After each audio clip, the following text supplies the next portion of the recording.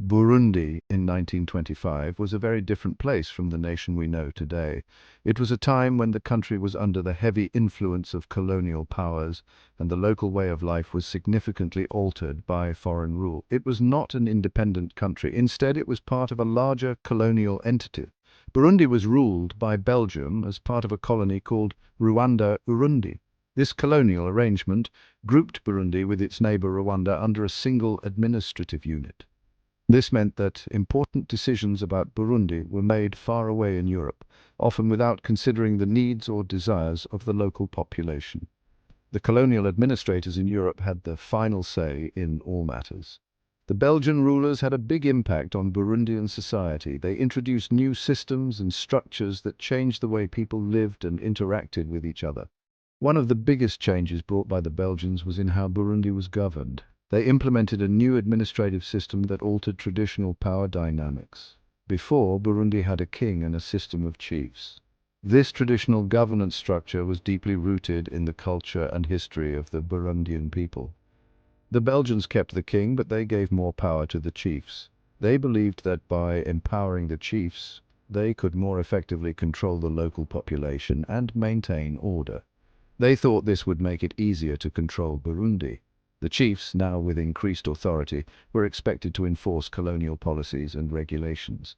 The Belgians also brought new ideas about education and religion to Burundi. They saw these as tools to reshape Burundian society according to European values and norms. They started schools, mostly for boys, and encouraged people to become Christians. These schools were often run by missionaries who aimed to convert the local population to Christianity. This had a big impact on Burundian culture and beliefs. Traditional practices and beliefs were challenged and often replaced by new ones introduced by the colonizers. Life under Belgian rule was not easy for most Burundians. The colonial system imposed heavy burdens on the local population, including forced labor and high taxes. They had very little power and had to follow the rules set by the Belgians. The local people had limited opportunities to influence decisions that affected their lives, leading to widespread discontent and hardship. After World War II, the world began to change dramatically. The war had left many countries in ruins, but it also sparked a wave of new ideas and movements. Many countries in Africa and Asia that had been ruled by European powers for decades were now demanding independence. The winds of change were sweeping across continents. Burundi was no exception to this global trend. The people of Burundi, inspired by the movements around them, wanted the freedom to govern themselves and build their own future. They were determined to break free from colonial rule. Political parties began to form in Burundi, each with its own vision for the country's future. These parties were the voice of the people, representing their hopes and aspirations. Some of these parties wanted complete and immediate independence from Belgium, while others preferred a more gradual transition to ensure stability and avoid chaos. There were also significant divisions within Burundi's two main ethnic groups, the Hutu and the Tutsi. These divisions added another layer of complexity to the struggle for independence. The Belgians, realizing that they could not hold on to their colony forever, began to make some changes. They understood that the tide of history was against them. They allowed for more political participation from Burundians and started to prepare for the country's eventual independence. This was a significant shift in policy as it acknowledged the growing demand for self-governance. In 1962, after years of struggle, negotiation and perseverance, Burundi finally achieved its independence. The Burundian flag was raised for the first time, marking the dawn of a new era for the nation and its people. While the road to independence was long and complex, it was a journey filled with both challenges and aspirations. The people of Burundi, having endured years of colonial rule, were eager to chart their own destiny. It was also a time of great hope for many Burundians. The air was thick with dreams of a brighter future, where unity and self-governance would prevail. However, this hope was overshadowed by growing tensions between the Hutu and Tutsi ethnic groups. These communities, though intertwined in daily life, harbored deep-seated mistrust and grievances. These tensions had deep roots in Burundi's past, but were exacerbated by Belgian colonial policies. The colonial administration's divide and rule tactics sowed discord and suspicion. The Belgians had favored the Tutsi minority in many areas, including education and administration. This preferential treatment created a significant imbalance in opportunities and power dynamics. This created resentment among the Hutu majority, who felt marginalized and excluded from power. The Hutu community, primarily engaged in agriculture, saw their aspirations stifled. As Burundi moved towards independence, both groups feared that the other would dominate the new government.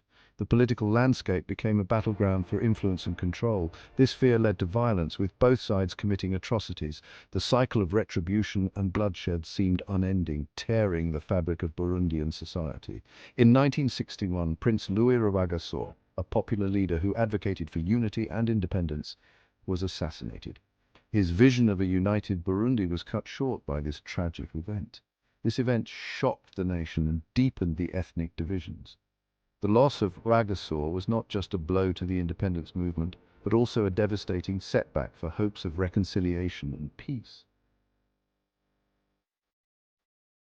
Burundi's early years of independence were marked by political instability and ethnic violence. The country experienced a series of coups and assassinations as different factions vied for power. In 1966, a monarchy was established with a Tutsi king, further fueling Hutu resentment. In 1972, a Hutu-led uprising resulted in a brutal crackdown by the Tutsi-dominated army. Thousands of Hutu were killed and many more fled the country, seeking refuge in neighboring countries like Rwanda and Tanzania. This event, known as the Akiza or catastrophe, left a deep scar on Burundian society and sowed the seeds for future conflicts. Section 5. The Long Shadow of Conflict, 1972 to 1993. The aftermath of the 1972 violence saw Burundi enter a period of authoritarian rule under President Jean-Baptiste Bagaza, a Tutsi military officer. Bagaza's regime maintained tight control over all aspects of society, suppressing dissent and perpetuating ethnic divisions. In 1987, another coup brought Major Pierre Buyoya, also a Tutsi, to power. Buyoya promised reforms and a more inclusive government, but progress was slow. Ethnic tensions remained high and sporadic violence continued to plague the country. The international community, increasingly concerned about the situation in Burundi, urged the government to address the root causes of the conflict and find a peaceful solution. Section 6. Seeking Peace. A nation in transition from 1993 to 2005. The 1990s brought about significant changes in Burundi, both internally and externally. The end of the Cold War and the Rwandan Genocide of 1994 had a profound impact on the country. In 1993, after years of struggle and negotiation, Burundi held its first multi-party elections. Melchior Ndadaye, a Hutu, was elected president, marking a historic moment in the country's history. However, tragedy struck just months later, when Ndadaye was assassinated by Tutsi extremists in a military coup. This event triggered a wave of violence and plunged the country back into civil war. The international community condemned the coup and imposed sanctions on Burundi, demanding a return to constitutional order. Section 7. A Fragile Peace. Challenges of the 21st Century. The early 21st century saw Burundi grappling with the legacy of its troubled past while trying to build a more peaceful and prosperous future. The Arusha Accords, signed in 2000, provided a framework for peace and reconciliation. These accords led to a power-sharing agreement between the Hutu and Tutsi, the demobilization of armed groups, and the establishment of transitional institutions. In 2005, after years of transition, Pierre Nkurunziza, a Hutu former rebel leader, was elected president. Section 8. Burundi Today. Progress and Uncertainty. Over the past decade, Burundi has made some progress in terms of economic development and social indicators. However, the country continues to face significant challenges, including poverty, corruption, and political instability. The political climate remains fragile, with concerns about human rights violations and restrictions on freedom of speech and assembly. Despite these challenges, there is also hope for a better future.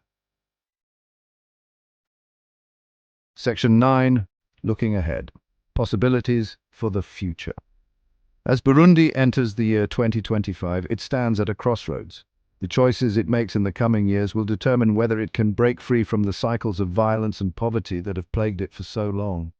Investing in education, healthcare, and economic opportunities for all Burundians, regardless of ethnicity, will be crucial for lasting peace and development. The international community also has a role to play in supporting Burundi's efforts to build a more stable and prosperous future. By working together, Burundians and their international partners can help create a brighter future for this small nation with a complex history.